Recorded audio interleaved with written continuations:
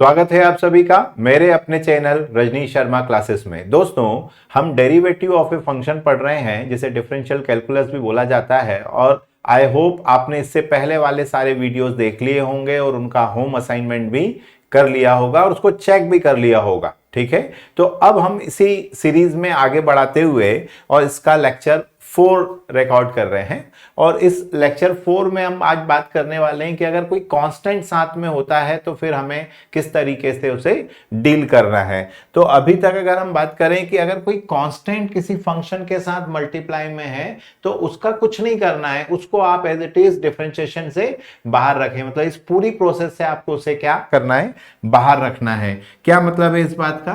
तो जैसे अगर मैं कहूं आपसे y इक्वल्स टू 3x की पावर 5, अब यहां पर देखिए अभी तक केवल x ही आ रहा था, 3 भी आ गया है। तो ये 3 एक कांस्टेंट है, तो आपको इस 3 से कोई प्रॉब्लम नहीं होनी चाहिए। Differentiate with respect to x, दोनों तरफ क्या लगाना है, dy बाई डी एक्स। ये हमने dy बाई डी एक्स दोनों तरफ लगाया, D by D x of 3x की पावर 5 अभी केवल लिखा है। अब हमने ये कह रहे हैं कि भाई डिफरेंशिएशन में ये है कि जो कांस्टेंट है उसका कुछ नहीं होता है। मतलब कांस्टेंट का डिफरेंशिएशन में कोई उपयोग नहीं है, आप उसे बाहर कर दें। 3 को हमने बाहर कर दिया, d by D x of x raise to power 5। मतलब जो कांस्टेंट है उस पर आपको ध्यान नहीं देना है, फुल कॉन्सेंट्रेशन ऑन एक्स, केवल एक्स पे कॉन्सेंट्रेट करना है। और ये तो अब आपको आता ही है, तो डिफरेंशिएशन आप जैसे करते हैं एग्जैक्ट वैसे ही आपको करना है। ये 3 से आपका कोई लेना देना नहीं है, पर इसका मतलब नहीं आप उसे हटा दें, आपको उसे साथ में तो रखना है, पर पूरा कंसंट्रेशन आपको किस पे रखना है। और ये तो पावर आपने अब इतनी प्रैक्टिस करी ली है, पावर आगे आती है और एक कम हो रहा है। तो ये हो गया 5x की पावर 4। अब ये अगर मल्टीप्लाई होता है तो बिल्कुल कर दीजिए, तो 3 5 जा 15 x रेज टू पावर 4। कहने का मतलब यह है कि फुल कंसंट्रेशन ऑन एक्स, केवल एक्स पे ध्यान देना है, बाकी जो उसके साथ है उसको एज इट इज रखिए, उसमें कोई छेड़छाड़ मत करिए। ठीक है, तो देखिए एक क्वेश्चन और लेते हैं, अब आपको करके देखना। y इक्वल्स टू 2/3 x की पावर 2। तो पहले वीडियो को पॉज करेंगे और पहले अब आप ट्राई करेंगे इसको। ठीक है, तो आई होप आपने कर लिया। डिफरेंशिएशन विथ रिस्पेक्ट टू, ये तो लिखना ही है, ये तो आप क्या कर रहे हैं, इंग्लिश में ऐलान कर रहे हैं कि हम डिफरेंशिएशन कर रहे हैं विथ रिस्पेक्ट टू एक्स। फिर मैथमेटिकली हम उसको लिखना चाह रहे हैं तो डी बाई डी एक्स लगा देते हैं दोनों तरफ। तो ये डी बाई डी एक्स, अब आप चाहें तो एक स्टेप कम करके ये कर सकते हैं कि डायरेक्ट ही जो 2/3 है इससे आपका कोई लेना देना नहीं, सीधा बाहर रख दीजिए और D by D x of x square. ये 2/3 से आपका कोई लेना नहीं, कांस्टेंट कुछ भी है उसको आप आगे रख दीजिए, उससे आपका डिफरेंशिएशन वाली प्रोसेस में वो टेक पार्ट नहीं करेगा। तो 2/3 पावर आगे आती है और एक कम हो जाता है, तो 2x 1 लिखने की जरूरत नहीं होती, कुछ नहीं लिखा है मतलब 1 ही है। तो ये आंसर क्या हो गया 4। अब मल्टीप्लाई होता है तो कर दो, नहीं होता है कोई बात नहीं, 4/3 रूट 4/3x, ये हो गया। अब मैंने जैसे अभी कहा कि नहीं होता है तो रहने दो, उसका मतलब क्या हो गया, y इक्वल्स टू, मान लीजिए मैं यहां पर लिख दूं ax3। तो अब आपको पता है कि a मतलब क्या हो गया, कांस्टेंट। तो सबसे पहले हमने लिखा differentiate with respect to x, दोनों तरफ क्या लगाया, dy by D x. X को छोड़ के हर चीज कांस्टेंट है, क्योंकि जब आप विथ रिस्पेक्ट टू x कर रहे होते हैं तो x को छोड़ के हर चीज कांस्टेंट है।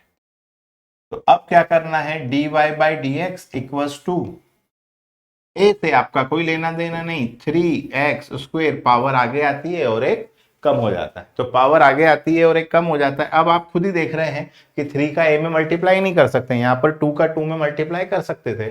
तो अगर मल्टीप्लाई नहीं हो रहा है तो लिख दीजिए 3ax स्क्वायर। अच्छा लगता है, a3 लिखना अच्छा नहीं लगता है मैथमेटिक्स में, तो नंबर पहले आते हैं, फिर अगर किसी प्रकार के दूसरे कांस्टेंट हैं तो वो आते हैं, फिर आपका वेरिएबल आता है। तो वो इस ऑर्डर को मेंटेन किया जाता है, इसलिए क्या लिख रहे हैं 3ax स्क्वायर का, मतलब पावर आगे आती है और एक कम आता है। बस उसकी जिसको प्रैक्टिस है उसको कभी टेंशन नहीं आना है, उसे केवल ये बात और सीखनी है कि अगर कोई कांस्टेंट, कोई number other than X other than X. A आया तो आपने बोला सर ए भी तो अल्फाबेट है, नहीं, ए क्या है, विथ रिस्पेक्ट टू एक्स कर रहे हो, मतलब क्या माना जाएगा, कांस्टेंट। उस कांस्टेंट को कुछ नहीं करना है, केवल और केवल किसके पीछे रखना है आपको, एक्स के। बस इतना सा काम कर लीजिए, ये आपका काम हो गया। अब और एक करके देखते हैं अपन, y इक्वल्स टू 3/4 एक्स की पावर 4 करके देखिए। पहले डिफरेंशिएट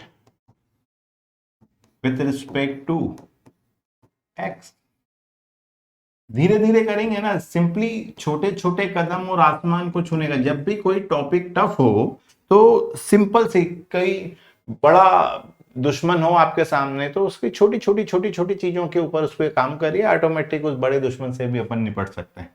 तो यहाँ 3/4 कांस्टेंट है और d/dx ऑफ किसको करना है, x की पावर 4। तो dy/dx इक्वल्स टू 3/4 से हमें कोई लेना देना नहीं, इसका हुआ 4x³ पावर आगे आती है और एक कम होता है। अब यहाँ कैंसिल हो रहा है तो कैंसिल कर दीजिए, नहीं हो रहा है तो मैं मल्टीप्लाई कर देता। तो यहाँ पर अभी क्या हो रहा है, 4 से 4 क्या हुआ, कैंसिल, तो हमारे पास क्या आ गया, 3x³। ये छोटे छोटे से काम आप करना सीख जाइए तो आपको लगेगा यार डिफरेंशिएशन में कुछ है ही नहीं, और किसी भी यूनिवर्सिटी का पेपर हो फिर वो आपके लिए फन हो जाएगा। ठीक है, मैं जैसे जैसे आपको बताता चल रहा हूं, आप बस वैसे करना शुरू कर दीजिए। 2/√7 एक्स की पावर, या मान लेते हैं कि अपॉन में लिख लेते हैं एक्स की पावर 3। तो ये तो हमें पता ही है कि x अपॉन में नहीं होना चाहिए, मतलब केवल और केवल x को आपको ऊपर लाना है। तो y इक्वल्स टू 2/√7 एक्स की power -3। Concentrate on x only, बाकी नंबर से हमें कोई लेना देना नहीं। तो देखिए 2/√7 के साथ ही था, हम केवल x को ऊपर लाइए, x को, ये नंबर। अब differentiate with respect to x, और ये ऊपर लाने वाला तो हमने पूरा एक लेक्चर आपको बता ही दिया था। तो dy/dx इक्वल्स टू, कांस्टेंट को आप डायरेक्ट बाहर लिख दीजिए 2/√7 और d/dx ऑफ x⁻³ -3। तो dy/dx इक्वल्स टू 2/√7 और -3x की पावर -4, पावर आगे आती है और एक कम हो जाता है। अब इनका मल्टीप्लाई होता है तो कर दीजिए, तो -3 -2 का मल्टीप्लाई होता है -6/√7 और x की पावर -4, ये खत्म हो। तो कहने का सीधा सा मतलब है कि जो आपके प्रीवियस रूल हैं वो एज इट इज हैं, रूट आएगा तो भी वही है। बस अगर कोई नंबर है तो उससे कोई तकलीफ नहीं हुई, भले ही नंबर रूट में, उससे हमें कोई प्रॉब्लम नहीं। मल्टीप्लाई होता है तो कर दीजिए, कटता है तो काट दीजिए, न्यूमरेटर डिनोमिनेटर में सेम वैल्यू है, किसी का फैक्टर है, यहाँ पर 2 होता तो वो कैंसिल हो जाता, 4 है तो कैंसिल होना ही है। कोई नंबर है जिससे आप मल्टीप्लाई नहीं कर पा रहे हैं तो कोई बात नहीं, उसको एज इट इज लिख दीजिए, मतलब सारे रूल एज इट इज। ठीक है, अब यहां पर ये आप समझ ही गए, तो हम इसमें अब 2 फार्मूले और बढ़ा रहे हैं, और वो 2 फार्मूले इस बार क्या हैं कि अगर केवल x आ जाए तो 1 और कांस्टेंट आ जाए तो 0। अब कांस्टेंट मतलब अदर देन x, आप दिमाग में रखिए कि डिफरेंशिएशन कर रहे हैं तो कांस्टेंट का मतलब क्या, x के अलावा हर चीज क्या है, कांस्टेंट। तो अदर देन, और कहीं केवल x आ जाए तो उसका डिफरेंशिएशन क्या माना जाएगा, 1। ठीक है, तो ये याद ही रखना है। तो अभी तक आप केवल एक ही फार्मूले पे काम कर रहे थे, अब 2 और बढ़ गए हैं, और उसके बाद नेक्स्ट लेक्चर से जैसे आप आगे बढ़ने लगेंगे 4-5 फार्मूले और आ जाएंगे, और उसके बाद फिर तमाम डिफरेंशिएशन में यही फार्मूले रहने वाले। ठीक है, तो जरा देखें आप इसको। अब d/dx ऑफ x और कांस्टेंट का 0, कांस्टेंट का 0 मतलब y इक्वल्स टू, अगर मैंने आपको दे दिया 4 की पावर 4, तो ये दिखने में कुछ भी दिखता हो, डिफरेंशिएट विथ रिस्पेक्ट टू केवल कांस्टेंट आ जाए तो, अब यहां पे x नहीं है, अब x नहीं है तो 4 की पावर 4, तो आंसर क्या हो गया, 0। दैट्स इट, खत्म। तो आप कोई भी नंबर है, वो किसी भी टाइप का नंबर हो, वो क्या हो जाएगा, 0। y इक्वल्स टू ab की पावर a या ab की पावर c कर दे। कोई फर्क नहीं पड़ता है। Differentiate with respect to x, आपके दिमाग में होना चाहिए कि अगर x नहीं है तो डिफरेंशिएशन के कोई काम का नहीं, ए बी की पावर c, तो dy by D x equals to 0, x ही नहीं है। अगर नंबर के साथ x आता है तो केवल x का करना है, नंबर को कुछ नहीं करना है, और केवल नंबर आ जाता है तो वो 0। ये that is the constant rule. Constant मतलब d by D x of constant is equals to 0। Constant की डेफिनेशन क्या, अदर देन x, x के अलावा कुछ भी लिखा है वो सब 0, लेकिन उसके साथ x नहीं होना चाहिए। ठीक है, और समझ लीजिए y इक्वल्स टू 3x। अब कांस्टेंट के साथ x है तो फिर आपको कांस्टेंट पे काम नहीं करना है। Differentiate with respect to x, दोनों तरफ dy बाई डी एक्स लगाया, 3 को बाहर रखा, d by D x of x, तो क्या आ गया, dy by D x equals to 3, x का क्या होता है 1, तो आंसर हो गया 3। x अगर है और उसके साथ कांस्टेंट है तब कांस्टेंट पे ध्यान नहीं देना है। कब क्या करना है, तो इतनी सी बात दिमाग में रखिए कि अगर केवल और केवल क्या आ जाए, कांस्टेंट ही आ जाए तो ही 0 है, और फिर कांस्टेंट कुछ भी हो। y इक्वल्स टू किसी ने बोला √7, तो इसका आंसर क्या होगा 0।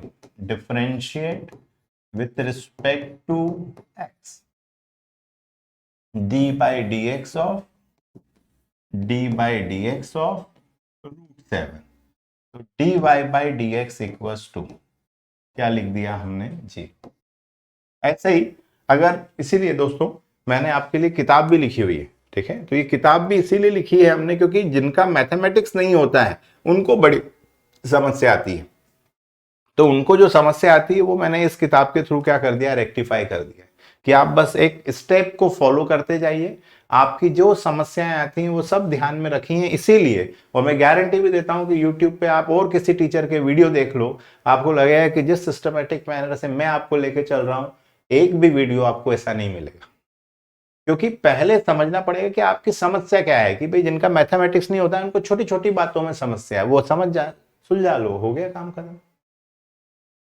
अब यहां पे मैं लिख देता हूं y इक्वल्स टू √3x, या तो अब 0 नहीं होगा, यहां क्या था √7 तो 0, क्योंकि x नहीं था, यहां पर क्या आ गया, x आ गया। तो जब x आ जाए तो किस पे काम नहीं करना है, with respect to x, dy by D x equals to, अब आप √3 को छोड़ दीजिए, d by D x of x, और अभी बताया आपको dy by D x, x का क्या होता है तो √3, x का क्या होता है 1, √3 का किसी भी से मल्टीप्लाई करोगे 1 से तो वो क्या हो जाएगा √3। जिसके साथ x नहीं है बस उसका 0, उसके साथ अगर x आया, उसके साथ भी कोई कांस्टेंट है तो उस पर ध्यान नहीं देना है, उसको पूरे टाइम प्रोसेस से क्या रखना है, बाहर रखना है। आ गई बात समझ में। अब ये होमवर्क आपको करना है, तो ये होमवर्क दिया इसलिए है कि अब आप इसका स्क्रीनशॉट ले लीजिए और ये होमवर्क कर लीजिए। देखें तो जो मैंने आज पढ़ाया बस इसी के ऊपर बेस्ड है। अब आपने कहा सर ये हमें पता कैसे चलेगा, कि चेक करेंगे तो कि हमने सही किया है या गलत किया है, उसके लिए आप ये ऐप डाउनलोड कर लीजिए। ये मेरा ही ऐप है, इसकी लिंक भी मैंने नीचे आपको डिस्क्रिप्शन में दे रखी है। आप इसको iOS एप्पल यूजर्स के लिए भी है, एंड्रॉइड पे तो प्ले स्टोर पे जाके आप कर ही सकते हैं, और इसको आप लैपटॉप पे भी रन कर पाएंगे, वो मैंने पहले लेक्चर्स में बता दिया है किस तरीके से। आपको क्या करना है, एक्स्ट्रा टॉपिक में गए, वहां पर differential calculus, derivative of function, उसको क्लिक किया, ये सारे एक के बाद एक लाइन अप आ जाएंगे, और इसका पूरा जो अभी आज मैंने आपको पढ़ाया इसका पीडीएफ भी मिल जाएगा और इसका पूरा सॉल्यूशन भी मिल जाएगा, और वो अनलॉक है, ठीक है ना। तो आप टेंशन नहीं कि बस वहां गए और वहां सिस्टमेटिक तरीके से आप पढ़ते जाएंगे कि एक लेक्चर पढ़ा, समझाया, अब उसके होमवर्क दिया है, अब उसको आपको करना है। तो फिर आपके पास कोई पुराने साल के आप पेपर उठा लो, कोई किताब उठा लो, आपका अब मेरे से सारे क्वेश्चन बन रहे हैं। तभी तो फिर ये पढ़ाने का उद्देश्य है कि भाई आप एक सिस्टमेटिक तरीके से सीखेंगे तो हर कोई सीख सकता है। तो चलिए मिलते हैं नेक्स्ट वीडियो में कुछ और क्वेश्चंस के साथ, तब तक ये होमवर्क आप कंप्लीट करके रखिएगा। जय हिंद।